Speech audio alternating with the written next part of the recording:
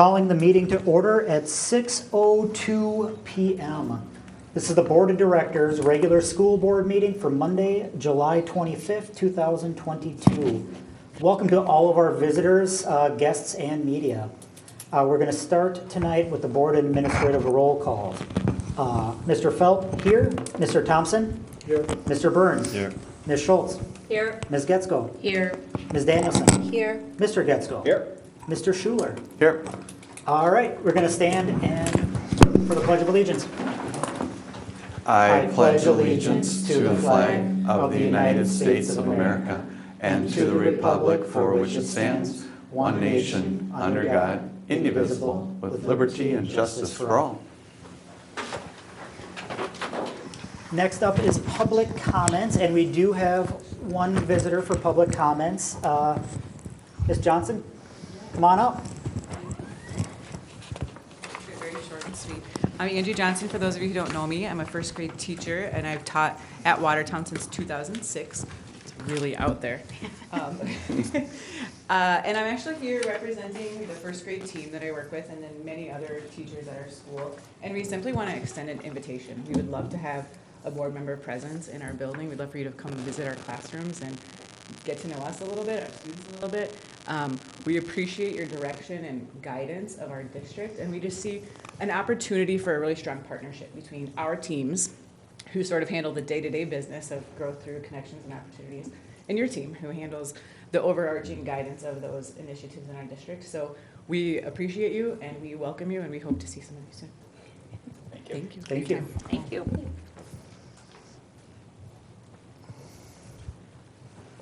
All right, next up on the agenda is the consent agenda, is a motion to approve the attached agenda and addendums. So moved. I'll second. Let's go. Have a motion made by Ms. Danielson, seconded by Ms. Getzko. Any further discussion? Hearing none, all those in favor say aye. Aye.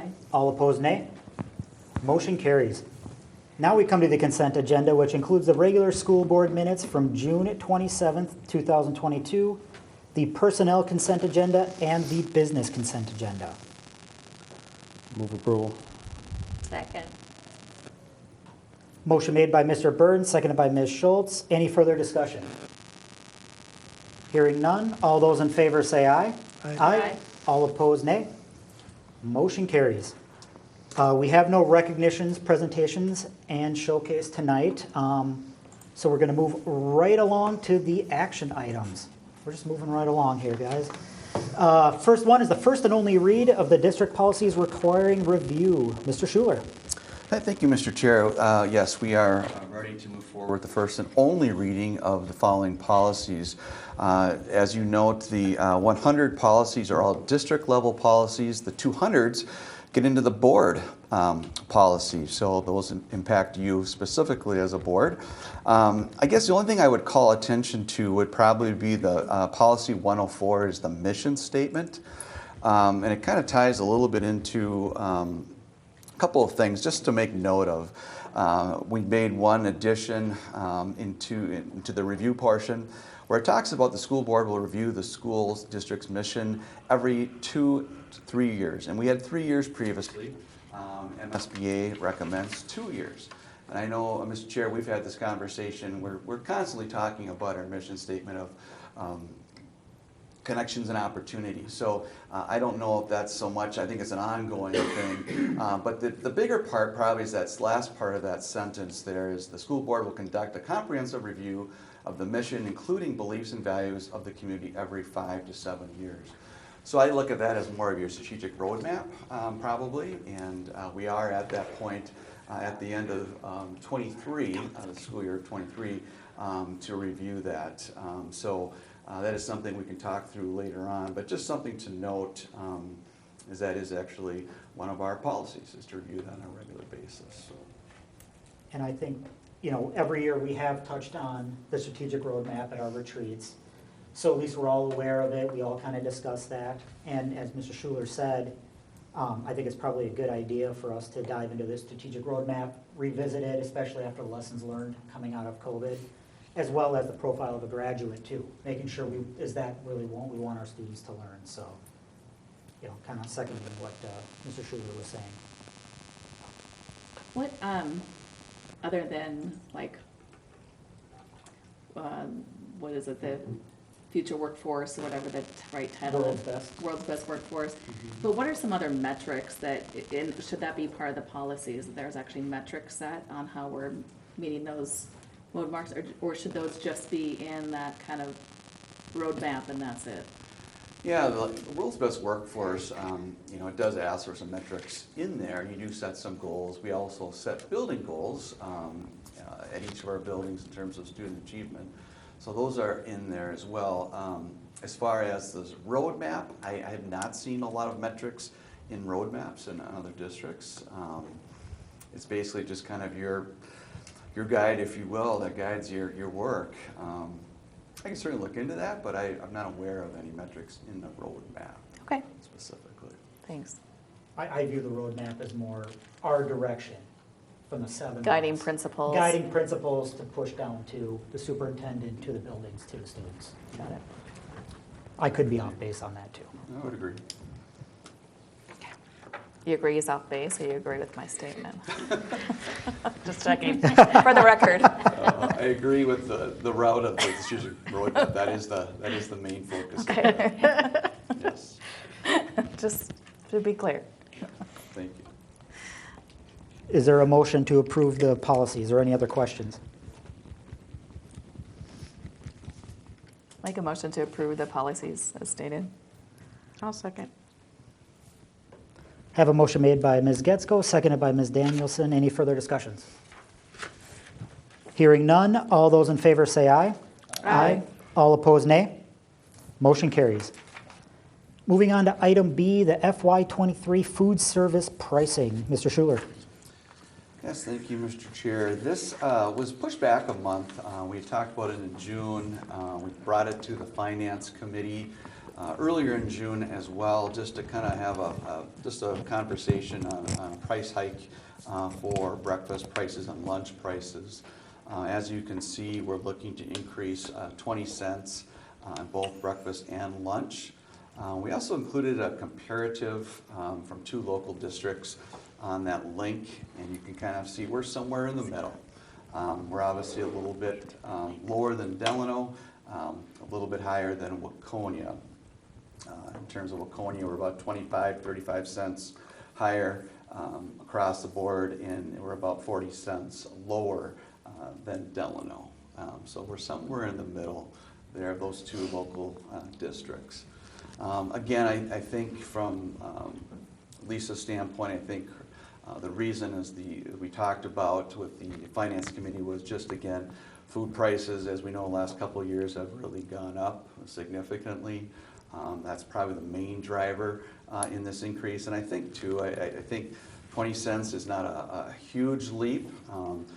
Sometimes you make these really large leaps, and that's pretty hard to swallow. We think this is a pretty minimal increase given the inflationary rates and things that have happened more recently. So just wanted to share that tonight. And just a side note, we have not heard any further from the federal government regarding free lunches and breakfast. As you know, last couple of years that has occurred. That will, at this point, we're moving forward as if it's not happening. So although I think last year was September when we heard some of these announcements coming down from the feds. And maybe possibly from the state too, there may be some assistance there, but at this point, they have not made that motion to occur. What is the, what would the pricing be for like our free and reduced? Is that always like a half price, or is it a percentage? Our free and reduced families, Yep. how would the pricing affect them It at all? wouldn't. It wouldn't. No. So they are at like a flat rate all of the time? Yep. Okay. I didn't know if they were a percentage or. Yeah, and the main thing is, going back to that, since everybody was free, we have to kind of recalibrate. So that's every year, free and Right. reduced families have to apply. Right.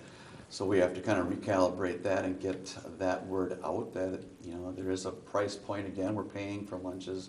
And that's the hardest thing. I think districts, and it's one of the frustration points is, we have to go out and solicit that, which is kind of an awkward thing to do, fill out the paperwork every year. But it does generate compensatory dollars for us when we do that, and families turn that in. So we obviously encourage families to do it if you're eligible. Again, it's kind of an awkward situation, and we're looking for other ways. I know the state is to assess that and to give monies back to the district for those who do qualify. Do we set those parameters, or are those parameters set by the state on who would qualify? The state, there's a gross income baseline that they have to follow, and it's all laid out in the document, the form. So. Ours is all online. And then do we know if they're going to be making adjustments to that, what that gross salary is, just because It already has been adjusted. for this next year? Okay, Yeah, okay, I think it's yearly that they do They do it make every year those in July 1st. fluctuations. okay. And And- are we making an announcement to families about our changes in pricing so that they're aware? Yeah, I think we'll usually or- put it in the insert flyer in the the Royal Roundup, excuse me. Okay. And that'll come out in about 2 weeks. No? Okay. Yeah, 2 weeks. 2.5 weeks. Okay. So it's a new insert that we tried last year with all that kind of Yes, information like back to the school. back to school. So that will be a part of that. Okay. Would that also be an opportunity for us to put stuff in about the Royal Room and some of the other services that we have to provide food for families in Yeah. our community? I would love to So see that. The Royal Roundup is a little more space limited. For the back to school edition, we have a finite amount of room. Because there's so many things that we're required by law to communicate to families on an annual basis. Sure, But those types of things would be communicated in those district-wise newsletters that go out to district families, things of that nature. okay, Royal Roundup is more district-wide, so that's going to every mailbox, not just district families. sure, okay. Does that help? Yeah, no, that makes sense. And, Just trying and to figure out how we can get the word out of all the resources available. I know when Taher was here before, they were talking about trying to do some partnerships with local farmers and, farm to table kind of stuff. And I just don't know what's happened with that. Still continuing. I know that Ms. Bottenfeld with Taher was planning on she got all the dates for me for open houses and Royal Connections, and had planned to have someone there or some resources there for families That'd be as awesome. well. I know she talked to me last week about that. Perfect. Good. and I'm assuming that this increase still is not covering the full cost of Taher, so it's just helping us offset some of that food expense. Correct. And the last price increase was when? Do you know if that, was it? Gosh. Well, I mean, it's been a few years because we've had those free Right. lunches, so it's been a few years since we've adjusted prices. For some reason, I want to say like 4 or 5 years. 4 or 5 years? Yeah. Okay. It's been a while. And just like Mr. Schuler said, the finance committee, we had talked about this and we kind of pushed it off a month, hoping that we'd get more clarity from the state because there was talk about that. So that is why we pushed it off till this month, so. Anything further? I'll make a motion to approve the FY23 food service pricing. Second. Have a motion made by Mr. Felt, seconded by Mr. Burns. Any further discussion? Hearing none, all those in favor say aye. Aye. All opposed, nay. Motion carries. And now we get on to the review and information items. Mr. Vogel.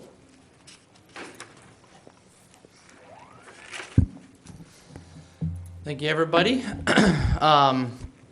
Yeah, just jumping right into it for our large crowd tonight here. Starting off with our previous year projects, over at the middle school, high school, we had our fire alarm system upgrade, which was part of that project, that was pushed out till this summer because of availability of devices.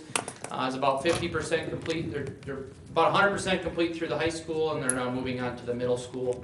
And then once they complete all that devicing out in all the locations and pulling all the wire, they'll do the actual switch over of our panel, which will upgrade it all into one notification system for the entire building. Couple items that we're working on, continuing to investigate. So our tile issues that are happening throughout our female bathroom stalls with a certain size tile. We had Braun Intertech come out last week, and we did some investigative demo as to try to discover why these issues are occurring.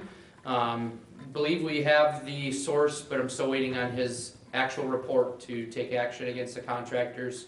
But for the general summary, there was a piece during that installation that was missed that seems to be causing some systematic cracking at the seams of the Durarock, which is kind of like a drywall that goes behind your tile.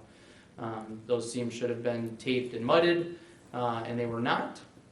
So again, there's likely some alternate causes happening, but that seems to be kind of the main issue that we're discovering there. So once we get that full report from Braun, we'll be able to kind of take action and get that all rectified throughout.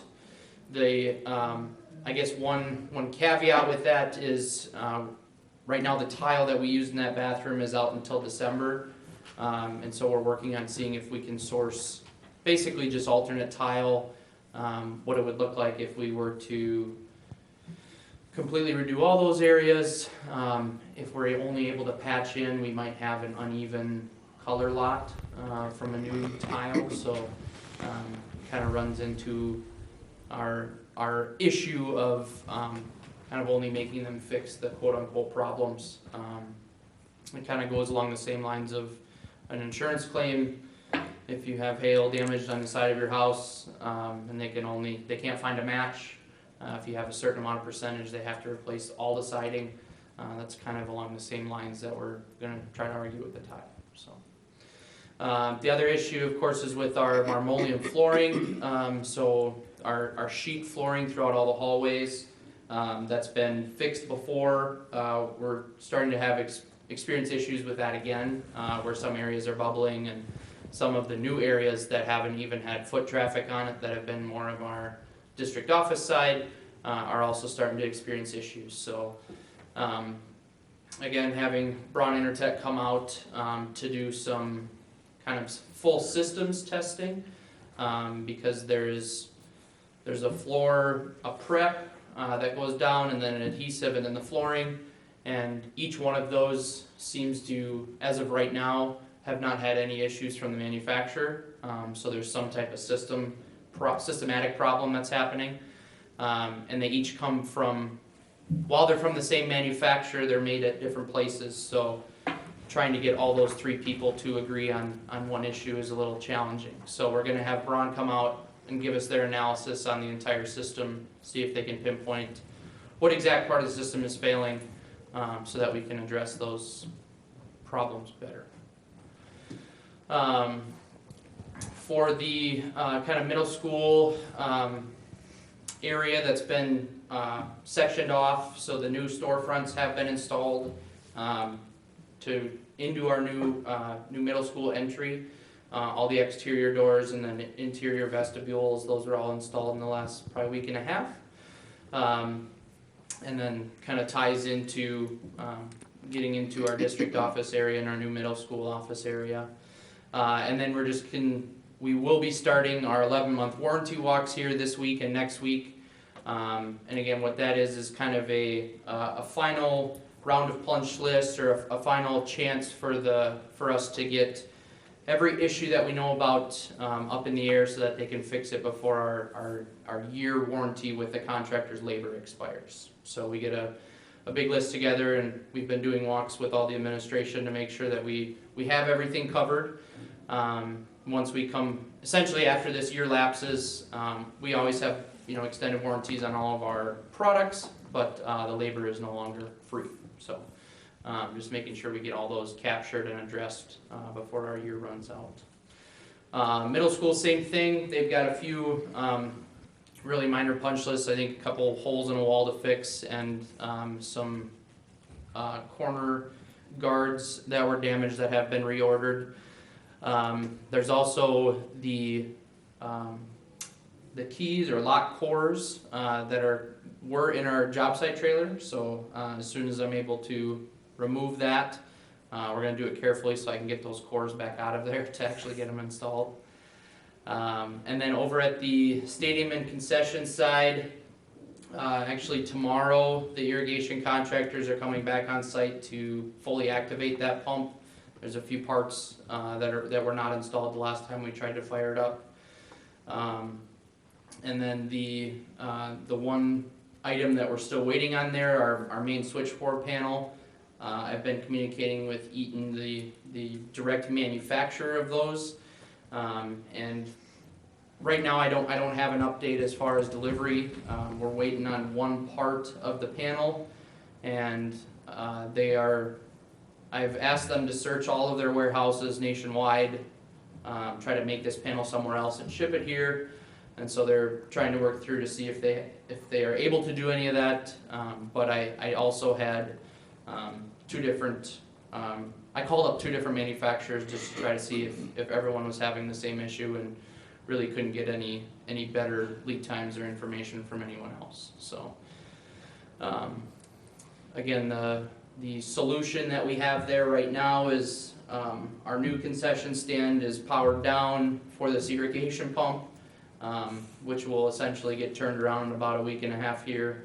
The irrigation pump gets turned off and we turn on the new concession stand. Everything else in the stadium is running just fine, or has been running just fine. We did award, and I'm scheduling out the epoxy coating of the concession side storage half of that building. There was some pitting or failing in the concrete that really wasn't anybody's fault, just part of the mix of the concrete that we're going to seal up and just make it look a little nicer. And then the softball fencing that was damaged from the job site trailer is currently scheduled to get reinstalled in October. District's also going to be replacing the entirety of that softball fencing as a different side project. And so more than likely, part of that project is going to be actually moving in our fence to be more regulation size. Right now it's at like 215 feet for a home run, and typical outfield fencing for varsity softball is about 200. So it'll look a little funny right now because we're going to install it at the new height, but the rest of the fencing won't be installed till next spring. So we'll tie on to that newer part when the rest of the fencing is complete. And then just an update on our trailer. I did have an insurance adjuster come out finally last week to basically have the same report that I've been giving them. I was told that I should be able to start removal on that. Should get clearance for that this week, so to get that out of the parking lot. For our 2022 update, if you want to scroll down a little bit, Darren. For the district office, middle school office renovation side, we're basically putting back finishes. So we have our above ceiling inspection, which passes all of our lights, diffusers, and all the electrical rough-ins that are up in the ceiling. And then once we pass that, we'll be able to pad it out, put in all the ceiling tiles, and then start on our flooring. So the last month we've had basically all of our walls and door frames get painted. We have all of our casework and doors on site. And so once that ceiling gets padded out, we start putting in the new casework and start putting in the new flooring over the next 2 weeks. All the tile in the bathrooms is completed, so those are ready for plumbing fixtures as well. And so final cleaning and furniture is right now scheduled for right after the 17th of August. The locker room remodeling projects. So we've had, in the last month, we've had all the slabs get poured throughout that space. Minus some, we held out a couple of special floor drains that for some reason were on back order. And those have arrived here this week, so those will get poured back in. On the pool side, we've had all the new openings get cut, so into the pool deck area, and then the new entrance into our locker rooms from the the pool hallway or gymnastics hallway there. That opening's been cut, and then we've got about, I would say, 90% of the masonry done throughout our new locker room. So most of the walls are up. They've started actually hanging some ceiling grid in the team room area.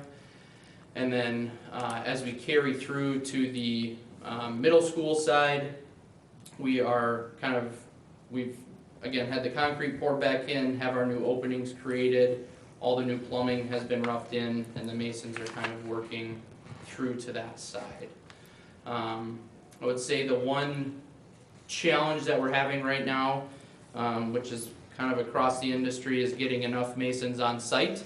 I battle with them almost daily to have enough for 2 crews to work in both locker rooms at the same time, and we do have six people on site just doing block work right now, and we need about 9 to 10, and so every time I fight, the next day there's 9, and then the next day there's 6, and so just been a challenge making sure we have enough people to keep here, but fortunately or unfortunately, this company's also on a few other of ICS projects, and they're having the same issue, and they have about 100 crewmen on site. They're just, everybody's struggling to find workers, so keeping the thumb on the gas for that one. And our other, I guess, big update, some of the Bach members are aware, but just to make everybody aware, our nice new locker room projects are not going to have lockers at the first day of school. So unfortunately, I made the decision to pull those out of the contract and hire them direct so that we could get a jump on them and get them ordered immediately. And the company who I chose to do that with essentially sent the purchase order to our manufacturer and then never sent anything else. So about 3 weeks ago, I found out that the PM I've been working with had left the company. I never got any update on who was taking over or anything else, but found that she had just not fulfilled her obligation with the manufacturer. So right now they're a long ways out. Our pool locker rooms, or excuse me, our middle school locker rooms, lockers are scheduled to be here in October, and our pool locker rooms are scheduled to be here in December. So currently what we are doing is exploring this specific company. They're basically a broker. It's called H2I. They are doing several other locker projects across the state right now. They're trying to see if they can pull off anybody whose projects are for next year and send us their production. Other options that have been thrown around is providing some temporary spaces that would not give us secure storage, something like shelving and some clear totes, just so that we can allow people to store things in our locker rooms. I have also asked them to come and just speak to our Bach group to try to just explain what happened. Yeah, that's my, I guess, big bad news bears of this evening. But we're working through trying to see if we can find a solution that will help everybody and allow us to at least use our locker rooms when school does come and when sports do come. And I know the athletic director and coaches are also working on solutions as well for those spaces. Does that mean we get like a really good deal since they botched it? Potentially what I'm trying to fight for, yeah. We did, not our fault, but I did haggle them before we ordered them as well, so yeah. We got a pretty good deal on them. But yeah, I mean, they have to help us out somehow, you know, and so again, we tried to take all the right steps to make sure they were here, and for whatever reason we got pushed to the side. And how many lockers does that include? There is, Besides all of them? there's 140-ish in the pool side and 160 some in the middle school side, and The pool ones are completely plastic, so they're an HDPE locker. Typically, those will have a shorter lead time than the metal lockers. And they're out of Pennsylvania. And just so happens that manufacturer took a very, very large order in June. And so now we end up behind that order. And then our metal lockers are coming from DeBorg, which is, they're a Canada-based company, so right across the border in Canada. And yeah, they have not really changed. They're about a 14-week lead time, which is about what they were before in the spring as well. And we've gotten rid of our old ones. Old ones are gone. Yep, old ones are gone. They came out in nice chunks, so we could have saved them had we known this. But yeah, they are no more. I did reach out to any other ICS projects as well to just see if we were demoing out any other lockers in other schools to see if that could be an option. Was it even an option just to get like 20 lockers from them or something? I mean, because I feel like the greater need would be the pool, just because we've got, the swim team. Yes. I mean, the middle school lockers. Yeah. So yeah, I haven't asked that specific question, I guess. Yeah. I think just thinking that out loud as well, there could likely be an option too, where I'm sure they have a couple hundred samples that have gone out to different distributors that we could try to have them collect those samples and send to us. I will just say that the one issue that we have is our contract is with the broker and not the manufacturer. So while I have circumvented them and I'm talking to the manufacturer, we're just another piece of their puzzle, I guess. So Sure. we don't have a direct contract with they just don't do that. They go through dealers. Sure. So yeah, I will absolutely ask that question because I have not. Yeah. I mean, depending on how many female swimmers we have. Right. Just Maybe trying it's to get worth that just to minimum. ask for a couple dozen, Sure. Yeah, absolutely. potentially. A little bit better news, I guess. Our site improvement projects is about, we're 2.5, potentially 3 days, factoring in today, ahead of schedule on our exterior projects. That includes Quarry Avenue. With us having little to no rain in the last couple weeks has really helped us out there. So I don't know if you've taken a look back there or not, but for our site improvement project or our new middle school entry, we basically have everything to our subgrade level, which means we're ready to start putting in all of our utility and storm in there. So really in the last 3.5 weeks, we've had all of our tree clearing completed. They took out about 12,000 cubic yards of dirt that they moved out of there, and then have everything basically graded to what the new drive lane and new parking lots will look like. And then including our new delivery area, or up where our greenhouse and pole building are gonna go, and our new deliveries for food up there. And then for Quarry Avenue, just a brief update on that. So they've got, as of last Friday, they're about 75% done with their storm, and they're going to be kind of starting their rough grading process and actually prepping for curbs at the end of this week. So they should finish with full pavement by about the second week of August.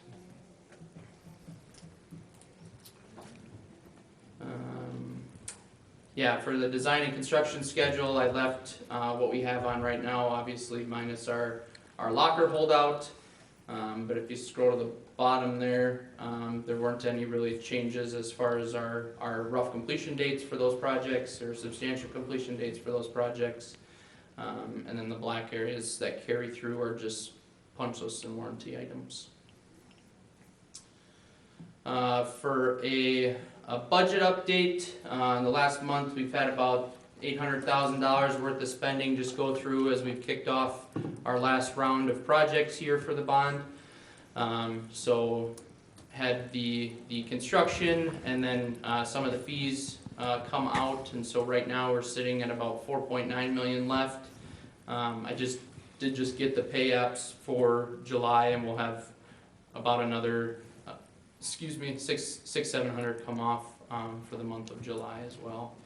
And that's the site work project is about a month behind, so that one will kind of trickle in probably in August and September. We'll see a big chunk of that come off. So yeah, right now we're sitting at about 4.9 left, about 3.8 in construction funds, and then the rest are just fees and contingency dollars. Any questions? Chris, in terms of the locker room projects, it sounded like last week you thought maybe a week behind schedule, maybe is kind of where we're at. Yeah, we have been able to close a little bit of that. We're still about 3 days, and really it's more on the middle school side, strictly just due to that kind of manpower issue. I have required them to work, they're working Saturdays pretty much throughout, and then I'm trying to get to actually some Sunday crews as well. And so all the crews, the masons and the plumbers right now are working 50-hour weeks. They're pulling in different guys for Saturdays, but just try to make up that kind of lost time there. And yeah, really it's materials-wise, we haven't really been affected by them being able to accomplish their work. It's strictly just been not enough people on site. And, kind of going back to the lockers. Yeah. Do we know when we're going to know what Plan B, C, or D are? I mean, the gym teachers, they all have to kind of start planning. I'm trying to line up a meeting yet this week with Paul, who is the sales rep who is now taking over the PM role with H2I. Trying to line up a meeting with him and the BOG this week. I just haven't heard back from him today. But by next Monday, we will have a plan from him on what at least he can do, or his first ideas and what he can do for us. So His first offer. yeah, first offer. And yeah, I have also just asked for just some extra help and feedback from my team as well to try to come up with ideas. So. Thank you. Anybody else? All right. Okay. Thank you. Thank you. Next up are the administrative reports. Mr. Schuler. Came really fast. Yeah. Trying to get changed over here. Well, I have a number of items tonight. I'll kind of steal some time since our other folks aren't here tonight. But as you probably saw in my weekly report, we do have a district nurse, and we had a signed contract actually this morning. So we're excited about that. She'll be working to get her school nurse license. Doesn't officially have that at this point in time. We did have to put her on a separate contract. Just didn't fit into our teacher contract, so that piece took a little bit more time than we thought, but we do have a district nurse. Our HR person position also was hired last month, and that individual will start on the 29th, so we're pausing her to start until the 29th. Just in fact, number one, we don't have space really right now to put her. We're hoping to get into the district office around the 22nd of August, which would align with her starting the following week essentially. So, and that was per kind of Lisa's wishes. She wanted to wait a little bit longer to get her started. The one that we're not right now have in queue is the school psychologist. We knew that one was going to be tough. We have a plan B, which we've been working on the last couple of weeks. Ironically enough, our former school psych is still in the district. As you know, she took the middle school behavioral position specialist. We've met with her, as actually she came to us and basically said, I'd like to look at some type of job sharing. She felt really bad in the fact that we can't really start a school year without a school psych with some of the evals that have to get completed. So she's willing to at least in the short term, and we're kind of terming it about a 2-month time frame. Obviously, we're still going to be posting and trying to recruit a school psych, but she's going to do a 50-50 job share. So we're just going to kind of ride that for a couple months. We're able to separate her duties, and we worked with the building principals and special ed director to kind of map that out. So if we don't have someone on the first day, we do have a plan B. So we're kind of working through that. Also, other hiring, I think we have a couple of paraprofessionals left to hire at the elementary. Otherwise, we're actually in really good shape compared to where we were last year at this point in time. And actually, our custodial staff may be fully staffed for the first time. Bob Dressel says about 6 years, but I don't know how it's been that long, but we're hopefully going to be fully staffed. We have one candidate that we think is going to accept an evening position in the high school, and we should be fully staffed. So again, very encouraging.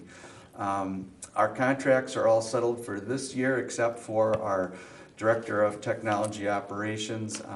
We're really close there as well. We're even talking right up to the start of the meeting tonight, so we're just didn't get there in time for the meeting, but I think that'll be rather soon, if not even tomorrow. So we're in good shape there. So that's kind of an update on the hiring and some of those pieces. Just a couple other notes. Our DEI group is doing a listening session on August 23rd, and some of you, this might get out to you as well to be a part of. Our Impact Lives group that we used last, 2 years, so the third year. We're working with them, and we're really focusing in on the middle school. Last year, as you know, was kind of a tougher year in the middle school with behaviors, suspensions. We're really taking a deeper dive into, kind of what's the why there. Why are we seeing some of those upticks in behaviors? And one of the underlying themes is, kids feel like they belong, and we're hearing some underlying themes there.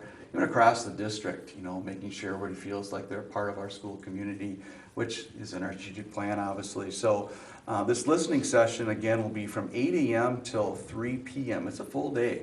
And we're bringing in staff, we're bringing in parents, community members, just to be a part of just kind of just hearing what's happening in our community and starting that conversation a little bit, but focusing more on the middle school age, and then we'll see where that goes. But Mr. Gerton, I know would have spoke to this tonight because he's helping coordinate that.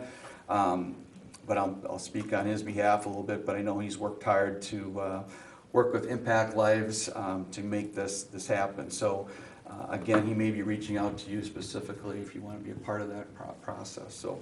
And the date again was? August 23rd. It's a Tuesday. Yeah, it's a Tuesday starting at 8 a.m. Is that all structured time? To me, listening seems like you'd have appointments with people, but can you they explain call what it a that listening, means? and I should have brought my document.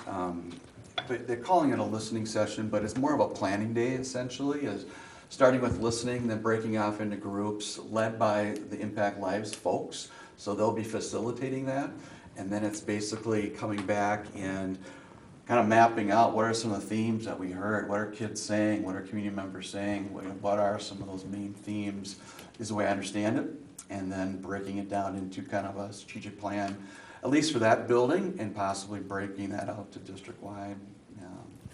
But we just really realized, I think this year at the middle school, kind of struggling, and we just felt like Nick was totally on board and his staff was on board to kind of what's that next step and how do we get down a little deeper dive into what's going on with some of our students and families.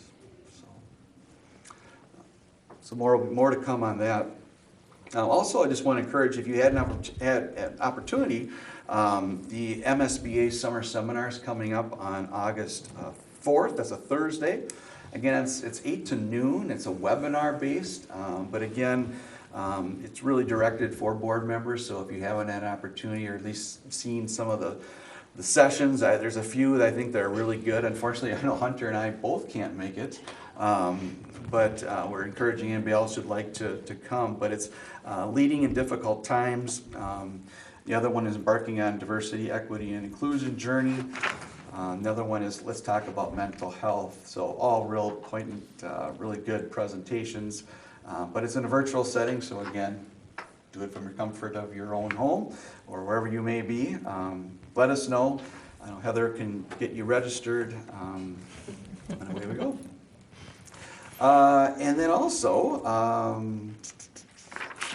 update real quick on kindergarten. That was the one section we know right now that's really at that point where we need to make a decision. So we have posted for the position. We're at 97 registered students. We want to get to 100 budget-wise. That was kind of our target. We think we can get there. We're just not there number-wise yet. We've actually, Ms. O'Connell has done a really nice job when she's arrived. She has called each of these parents who said, yes, we're coming. We just haven't registered yet. She's reaching out to them personally to say, how can we help you get to that bottom line? Because that really will trigger the final piece. We've actually posted it. This week they're interviewing for that position. So all the ducks are in a row. We just need to get that magic number to move forward. So we're close and we think we can get there, but I know there's some frustration with the process being a little delayed there. But so we're close. And then lastly, as you know, it's a big week for our youth community theater group. Just again, they're prepping for their performances Thursday, Friday, Saturday, all at 7 p.m. and then Sunday it's at 2 p.m. at the PAC. So popped my head in a few times over the last couple of weeks, and it's amazing the enthusiasm that happens as they get primed for their big performance. And certainly Jake Rosselt and Hannah Rosselt do a fabulous job getting that group ready, and I don't know how they do it, but they pull together some amazing performances. So It's $5 a ticket and it's an hour-long show. So anybody that has little ones that are looking to dip their toe into the world of theater, this is a good one to go to because it's not very long. even adults with some attention issues. Yeah. Speaking for myself. Yeah. So my only question is in regards to the school psychologist. So it sounds like we have a plan B for 2 months. What's plan C if those 2 months pass and we still don't have? Yeah, I guess I should clarify, the 2-month plan is to kind of review where we're at. If we don't have anybody and the process is working, and she is saying to us that I can continue in this role without burning myself, you know, I think we can continue. Okay. But it's a month by month, and we've been very open and honest with, and she's been open and honest with us that, can you do this? If you can't, you need to let us know. And I should add, I think the one piece that we're going to take off her plate, we're taking a number of things, but the big one is just the high school assessments. The high school does not have a lot of assessments typically, because most of it happens in the preschool elementary level, but they do have some reevals that do happen. We actually are going to look to outside source that potentially, just for the high school. Okay. And so she wouldn't have to carry that load. So Mrs. Gronseth is working on that option. Again, if we were to go for an outside service, the costs are pretty significant. We could potentially go that route, but the problem with that, it's all virtual. So they don't do any on-site testing, it's all virtual. And for an elementary student to do a virtual test, when you're talking pretty important reeval, it's not the best. High schoolers can do it because it's someone across the screen, they're used to that, but elementary child, kindergartner through 4th grade probably would be pretty tough. So. And did our social worker position, was that filled? That is not. We Okay. have Ms. O'Connell and her committee has interviewed, I think, 2 folks. Okay. I know they have another finalist today that they interviewed that we're very hopeful. So we're getting close there, but that's been an interesting journey too. It's really funny, all these positions, the nurse, literally 2 candidates maybe, and when it comes down to it, they realize that, no, it's not maybe something I'm interested in. Same with the school, elementary school social worker, just not a lot of candidates are coming to the table. So with the district nurse, remind me again, is she solely our district nurse or will she also be the high school nurse? Correct. Okay, She does so it's both. still- Yeah, yep. The district nurse, the school nurse licensure is the big one that we need from her. That's that specialty license from MDE that basically certifies her to do that role. She has her public health licensure, which is also a requirement, so that's taken care of, but the school nurse piece, the district nurse, she does not have. So, yeah. And from a hiring perspective, are we just seeing it here localized, or is it bigger, is it statewide, nationwide, from a psychologist perspective? Obviously we have a nurse now, but that took forever to get us to that point. I know, speech, right? Yeah. So, is that is it something that we're doing wrong or something that we need to improve our process as a district? Or is it, a bigger issue in the profession itself? Yeah, and I think that's a good question. I think that the positions that we're looking for are generally tougher positions to find to start, and I think that's the hardest part right now is school psychologists, they're hard to find. They're just not out there, and a lot of districts share in smaller communities. You make it work, but I think we're doing a good job in terms of the recruitment piece of it, but I just think that the pool is really limited. Second example, I guess, is kindergarten. And in previous years, I would say for a kindergarten position, you'd get anywhere from 60 to 70 candidates, and that might even be a little bit low. And we got 15 for the current position we have right now, and I don't know if all those are even qualified. So I think it is just what we're faced with as a whole right now in education. That's kind of scary, to be real honest. And we used to see pools, obviously 3-4 times larger than that for an elementary position, which are typically your biggest pools. High school science, high school math, those are all still difficult, but those elementary positions, when you start seeing only 15 candidates, I think that's a big issue. So. And from your superintendent's group or, others in the same profession, are you guys discussing ways to try to recruit, ways to try to find what's the next steps? How do we share? Yeah. I know we just kind of have to get creative and get out of, think outside the box for a lot of these positions now. It's probably the biggest talker right now, I think, amongst superintendents and even the state licensing board too. And how do you relax the standards, but yet not too far, because you don't want unqualified people in classrooms. So, it's that fine balance of where's that fine line of, let's get more people into the classrooms on easier tracks, but on the same token, you don't want untrained people in those rooms right now. So I think that's where the state is at too, is trying to find ways to make it easier to get that pool. Yeah, I've heard Governor Walz speak on that topic about. Yeah, you heard him say a little bit about it too, yeah. The diminishing numbers of new teachers and even nursing staff and. Well, it's frustrating because I know Lisa Rader and I were on the phone one day with someone from the state licensing board about that. What if we don't have a school nurse? What if we don't have someone that's licensed? What do you do?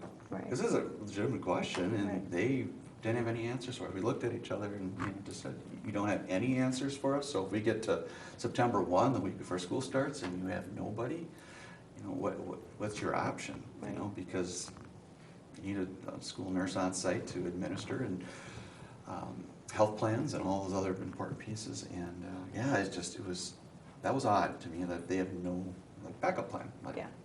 Help us here. Right. We're reaching out to you. Right. So. Could that be a contracted role though too? Is that something where there's organizations that have services that you can contract that out? There are. I mean, they're going to be expensive, but. That's the hard part too, is they know you're in a position where they got you. And so, Any other questions? All right, moving on to board member reports. Anybody have anything to talk about for the last month? Not at this time. There was a foundation meeting last Monday talking about prep for the all-school reunion. So that's actually this weekend, part of Rails to Trails. So all of those of you, there's a few of you at the table that are Watertown graduates, but please invite your friends and family, come down. They're going to be set up right in front of China B1 and across from the beer tent.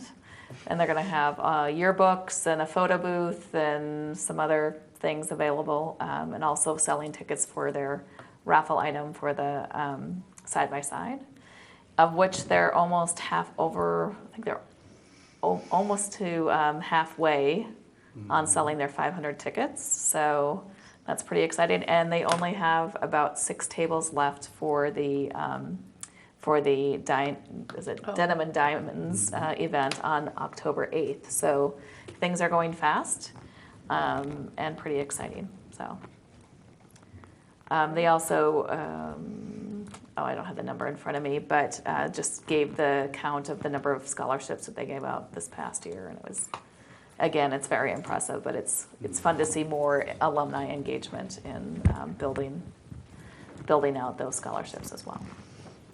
When was the reunion? Like Saturday, you said? Yeah, at Yes, at Rails. Evening, I assume? I think it's like it's afternoon and Yeah, into it's the like evening. 2 to 5 or 2 to 6 maybe? Yeah, I'll make sure that that's Okay. captured somewhere. Put that out on social I, media too. you know, I can look it up. Actually, that's something we had to stop.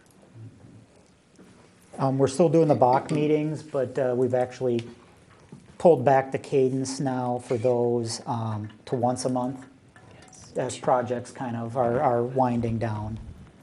The only other update that I have is I attended the virtual meeting for District 13, sort of our MSBA district. It's Central, Eastern Carver, Waconia, us, Belle Plaine, Southwest Metro, Jordan, New Prague, Prior Lake, Savage, and Shakopee. And there was only 4 of us on the call. Kind of an open forum, talked about, where things are from a school board side, what we're seeing. It's the first time it's been held in a long time. Really, a lot of the conversation was about the openings on school boards and kind of what others are seeing, for candidates running, what they're hearing about, as well as those of us who are coming up for election. Are we planning on running? If we are, why? If we're not, why? Those types of discussions. And, we all kind of said we all kind of got the feeling it's turning way political now. It's not what's best for the kids, it's what's best for whatever your political belief is. And so there was a couple that were on the call that were really still haven't decided if they were going to run, and these are board chairs, if they were going to run or not, just due to the climate of their current district. One of the other discussion items was enrollment, and all of the districts are seeing fairly strong decline in enrollment.